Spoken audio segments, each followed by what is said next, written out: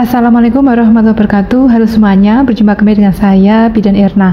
Langsung saja pada video kali ini saya ingin membantu menjawab dari Bunda yang bertanya di chat WhatsApp saya terkait perizinan. Terima kasih untuk Bunda Deni yang selalu menghubungi saya atau kita di mana sering sharing, yaitu bagaimana alurnya untuk mengurus perizinan. Jadi teman saya ini sudah menjalankan usaha home care, pijat bayi dan juga pijat pada ibu nifas, kemudian ada juga kalau ibu hamil belum. Nah, kemudian beliau ini awal sudah mengurus perizinan di OSS RPA. Waktu itu beliaunya belum mengurus STPT. Nah, kenapa beliau sekarang ini berkenan untuk mengurus STPT? Karena ada masukan dari teman sejawat beliaunya bahwa disarankan untuk mengurus perizinan secara resmi. Tujuannya apa? Jika suatu waktu saat menjalankan usaha nanti ada beberapa pihak yang mungkin mempermasalahkan tentang perizinan atau menanyakan tentang perizinan, beliaunya sudah siap dengan perizinan. Nah, kembali lagi untuk perizinan usaha itu banyak macamnya Bunda ya. Di kebidanan kalau kita ingin menjalankan usaha pijat bayi atau spa bayi itu ada jalan untuk mau kemana arahnya.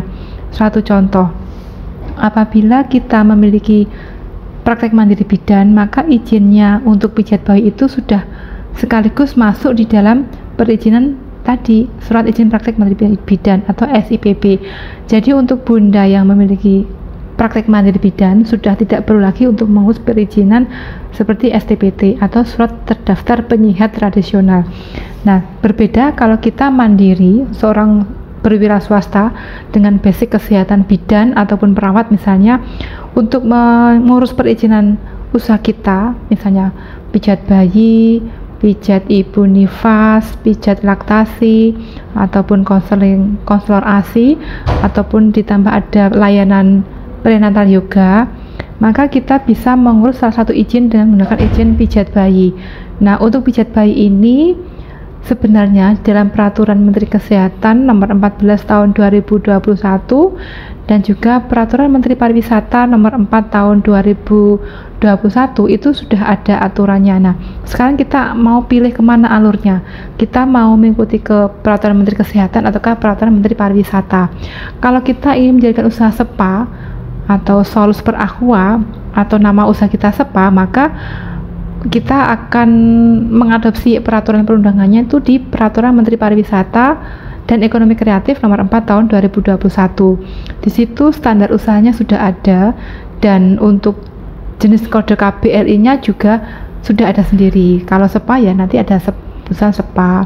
Kemudian di bawahnya spa ada rumah pijat. Nah, kemudian kita kembali ke kalau kita memilih Peraturan Menteri Kesehatan Nomor 14 Tahun 2021, di situ banyak sekali. Kalau usaha lain kita pijat bayi, kita bisa masuk milih di pelayanan kesehatan tradisional atau Gria Sehat, atau ada nanti pilihannya ada di halaman 890. Silahkan Bunda dibaca. Pada prinsipnya kalau kita mendirikan usaha pijat bayi maupun spa bayi itu seorang terapis harus memiliki STPT Bunda, yaitu surat terdaftar penyihat tradisional. Nah, bagaimana mengurus STPT? Untuk syarat pengurusan STPT itu silakan teman-teman semuanya membuka di Peraturan Menteri Kesehatan Nomor 8 Tahun 2014. Di situ sudah ada tertera beberapa persyaratannya dan juga contoh formulirnya. Nah, untuk persyaratan untuk kita mengajukan STPT itu, kita mengajukannya ke Dinas Kesehatan di bagian Yankestrat atau pelayanan kesehatan tradisional dengan beberapa perlengkapan. Nah, untuk perlengkapan persyaratannya ini setiap daerah memiliki peraturan yang berbeda-beda. Maka saya sarankan teman-teman untuk datang bertanya langsung ke Dinas Kesehatan Kabupaten atau Kota tempat di mana teman-teman menjalankan usaha. Nah, di sini secara umum persyaratan untuk mengurus STPT yaitu kita ada surat pernyataan penyihat jadi yang pertama kita harus meminta izin ke tetangga kanan kiri muka belakang rumah tempat kita mendirikan usaha di desa dan juga di kecamatan, kemudian kita minta rekomendasi di puskesmas, kemudian kita harus sudah punya pelatihan atau sertifikat pelatihan. Alangkah baiknya jika kita memiliki uji kompetensi pijat bayi atau uji kompetensi pijat ibu hamil atau uji kompetensi pijat ibu nifas. Kemudian persyaratannya kita lengkapi ya. Untuk sarana prasarana kita sesuaikan dengan peraturan yang ada di Peraturan Menteri Kesehatan nomor 14 tahun 2021. Silakan dipilih salah satu Bunda ya, maunya yang mana, apakah pelayanan kesehatan tradisional ataukah geria sehat. Itu masing-masing standarnya berbeda-beda. Kemudian KTP, kemudian ada pas foto 4x6 lembar, surat keterangan domisili dari lurah atau kepala desa, surat pengantar dari puskesmas ya teman-teman, kemudian surat rekomendasi dari Asosiasi Penyiar Tradisional. Nah, untuk Asosiasi Penyiar Tradisional itu silakan Bunda bertanya langsung di Dinkes. Untuk layanan pijat bayi ini kita asosiasinya masuk mana? Apakah masuk di ASTI ataukah masuk di LP3I?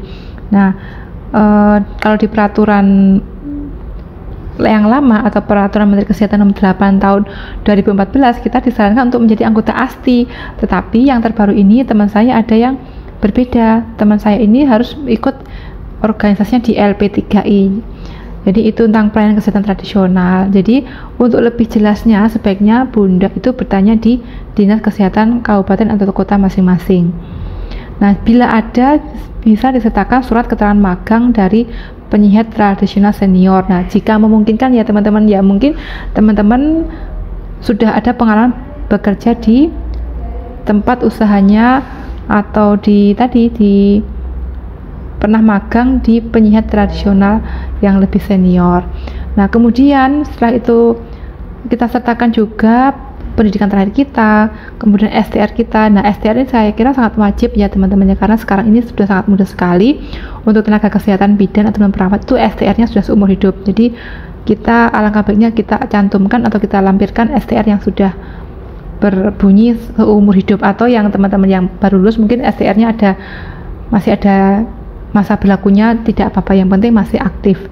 Nah, kemudian dari itu semuanya kita buat surat permohonan kepada puskesmas tempat kita menjalankan usaha. Surat permohonannya intinya kita mohon kepada yang terhormat kepala puskesmas mana, dengan ini nama saya, alamat, bertempat tinggal di sini, berkenan untuk mengajukan permohonan rekomendasi pengurusan STPT, surat terdaftar penyiar tradisional, dan kita lampirkan beberapa berkas di bawahnya. Jangan lupa pada saat kita ke puskesmas kita itu sudah membawa gambaran tempat praktek kita, misalnya tempat layanan pijat bayi kita, jenis layanannya apa, apakah pijat bayi saja, apakah ada pijat ibu nifasnya. Saya sarankan teman-teman, pelayanan yang diberikan pada usahanya nanti alangkah baiknya semuanya sudah kita ikuti pelatihan ya teman-teman ya. Contoh, kalau kita belum mengikuti pelatihan pijat ibu hamil, alangkah baiknya kita tidak perlu memberikan layanan pijat ibu hamil. Kalau kita masih ikut pelatihan pijat bayi, ya kita menu pelayanannya masih pijat bayi saja, seperti itu. Nah, kemudian alangkah baiknya juga kita sertakan SOP layanan pijat bayi yang akan kita berikan di tempat layanan kita, sehingga kalaupun ditanya nanti kita sudah bisa menjawab dari kepala puskesmas. Dan kekurangan dari masing-masing teman itu, dari yang saya dapatkan dari DM Instagram maupun di WA langsung, itu ada yang kesulitan pada saat di puskesmas karena ada bidan senior atau saling gimana ya, adanya persaingan di dalam menjalankan usaha. Nah, untuk tips saya harap untuk bunda-bunda semuanya bahwa semua usaha itu kan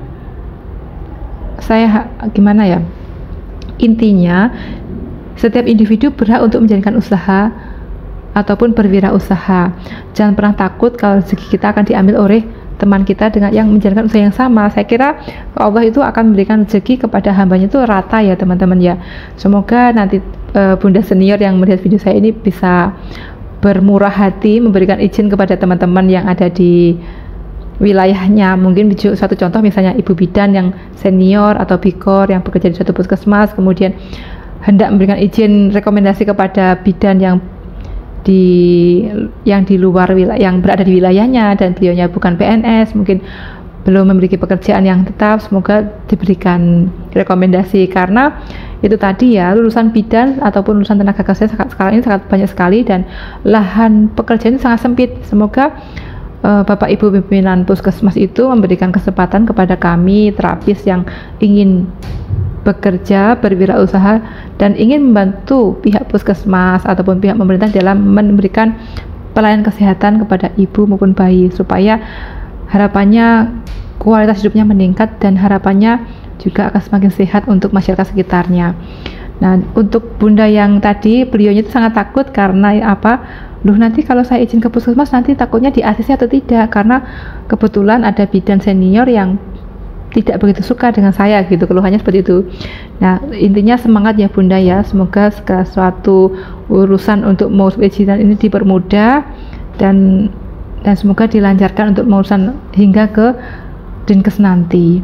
Nah, kurang lebih seperti ini bunda dari video pemaparan saya tentang bagaimana untuk mengurus perizinan. Mungkin sekian video singkat saya yang cukup panjang lebar, dan terima kasih untuk teman-teman semuanya yang telah mensupport dan mendukung channel saya, semoga bisa lebih berkembang lagi. Sekian dari saya, terima kasih, mohon maaf jika ada kekurangannya. Sekian, assalamualaikum warahmatullahi wabarakatuh.